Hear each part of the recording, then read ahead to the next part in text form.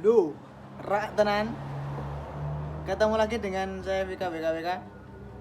Pada kesempatan kali ini saya doakan semoga teman-teman viewer semuanya sehat-sehat selalu di tengah gempuran awan panas nek sore mendung, nek udane ra jelas. Oke, pada kesempatan kali ini kita akan membahas sedikit tentang mesin KPH karena beberapa hari ini banyak yang tanya mengenai spek KPH. KPH itu mesin Karisma, Kirana, dan Supra 125. Jadi yang pengen nanti upgrade atau pengen lebih enak motornya, nanti part-partnya apa saja nanti akan saya bantu untuk sepilkan.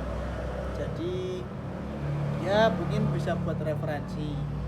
Dan part-part yang dipakai ini kita tidak banyak pakai part-part yang berbau resin ya, karena untuk yang kali ini itu kita akan bahas yang untuk motor harian.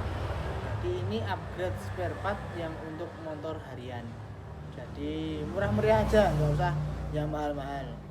Dulu saya sudah pernah buat videonya yang pakai piston 55 kayak yang ada di video saya, boleh ditonton. Itu ya kita buat yang ini lebih murah. Jadi ini untuk keperluan harian. Jadi sebenarnya untuk motor Supra 125 itu bisa dibikin yang lebih nyaman. Karena basicnya untuk Supra 125 itu mesinnya itu sudah pakai rasio yang berat.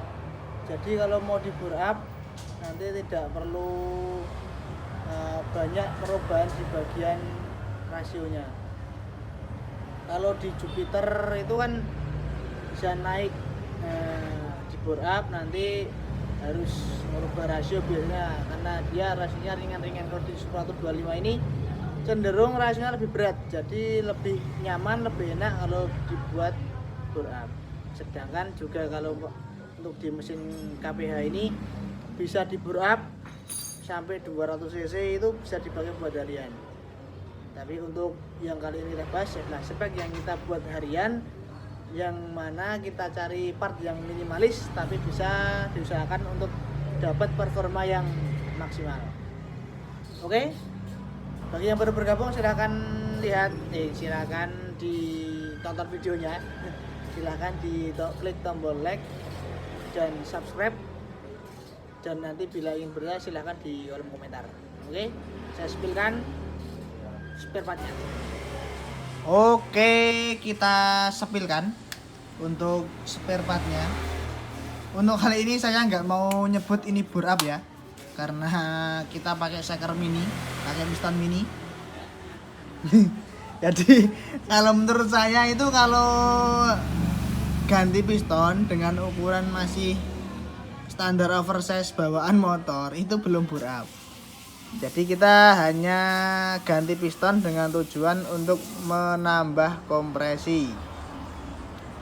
Oke, jadi ini bukan piston bore up, ini masih masuk rank ukuran piston ukuran standarnya Supra 125, hanya oversize saja. Nah, tapi ini agak ada dumnya sedikit, ini untuk menambah kompresi. Janjane iki wele bubut lenyoa saya klepe gede nih, klep standar cuwilik wulu gede nah. Aduh. Tuh, teman-teman yang ingin kompresinya lebih baik nanti ini diukur aja, jangan sampai kayak saya ini kebesaran ini. Tapi enggak apa-apa biar enggak nabrak. Tujuan utamanya itu enggak nabrak. Oke. Untuk menambah respon motor untuk akselerasi, kita gunakan piston dengan ukuran nanti rasio kompresi biar naik. Ini kita pakai piston KC ukuran 54. Ini saya pakai VIM. Kalau ada yang mau pakai merek lain juga enggak apa-apa. Tujuannya adalah kalau piston Supra 125 itu dia sininya agak apa? Lega itu apa bahasa Indonesianya? Itu agak cekung. Nah, kalau ini ada dumnya dikit. Jadi menambah rasio kompresi. Oke. Boleh pakai 54, 54 setengah, 55 sampai 56 boleh. Atau nanti kalau pengen pakai yang ukuran standar 53 juga boleh. Monggo terserah, itu sesuai kebutuhan masing-masing. Oke. Bisa pakai piston ini dan bisa juga pakai piston Jupiter XB itu bisa. Jadi banyak sebenarnya. Tapi yang biasanya saya cari yang murah meriah itu pakai piston ini. Kalau di sini harganya sekitar 145 ribuan, 140 ribuan lah, kurang lebih segitu. Oke, jangan lupa untuk Supra nanti diminta tukang beli untuk cowok. Dan ini untuk bagian besinya biar nggak nabrak. Oke, untuk di piston saya kira itu cukup. Nanti silahkan kalau yang mau tanya di kolom komentar aja. Kemudian lanjut ke bagian head. Untuk head kita masih pakai klep standar karena ini harian, hanya untuk menambah performa saja. Kita pakai klep standar, tidak masalah. Untuk head ini kita lakukan porting polish. Ini kita lakukan portingan. Juga nggak usah besar-besar amat.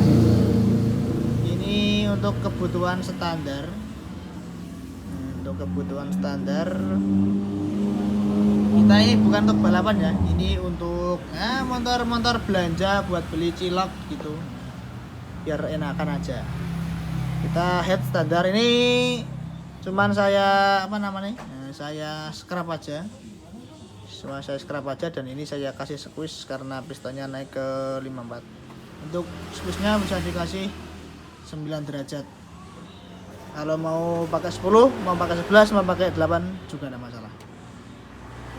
Untuk selanjutnya bagian per klep kita bisa pakai per klep standar saja. Ini per klep standar ya. Jadi untuk kebutuhan harian per klep standar itu sebenarnya sudah mumpuni. Justru kalau menurut saya Supra 125 atau mesin KPH itu kalau klepnya terlalu keras itu biasanya di saat top speed motornya kayak malah mandek. Mandek itu apa? Motornya nggak jalan, atasannya malah nggak jalan. Berat rasanya malah. Jadi biasanya saya pakai standarnya aja. Kalau mungkin dalamnya bisa ditambahi pakai per klep grand yang kecil itu, ditaruh di dalam bisa,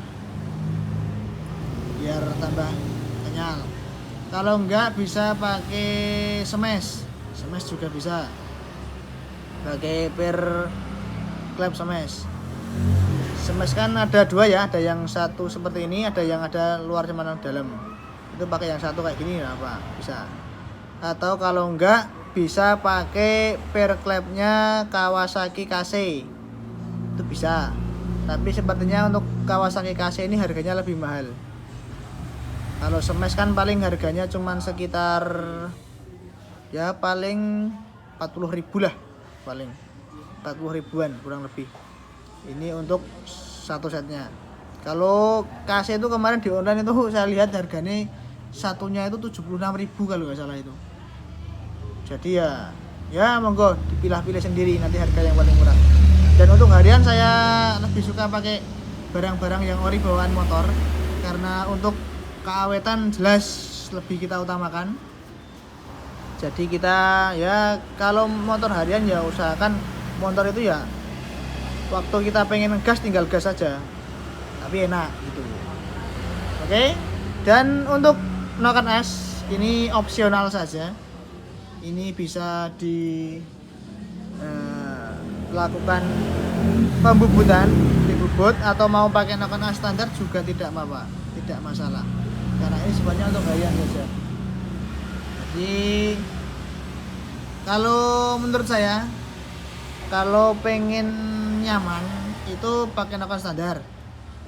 Justru kalau menurut saya Supra 125 ini kalau pakai piston ukuran yang kecil-kecil itu nggak usah pakai noken as yang durasinya terlalu besar.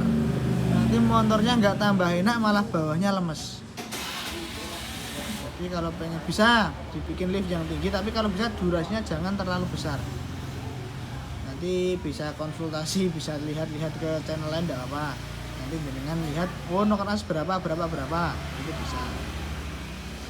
Kalau kita pengen buat harian ya paling kita buat sekitar durasi ya 210 lah, atau enggak paling ya sampai 230, jangan lebih dari 260. Nanti motornya malah bawah jadi lemes, enggak jalan motornya. Itu kalau menurut saya, karena kita pakai piston yang kecil dengan kompresi yang enggak terlalu padat juga, soalnya buat harian. Kalau tanya kalau pakai noken as standar bisa mas, bisa, itu malah bawahnya lebih jalan.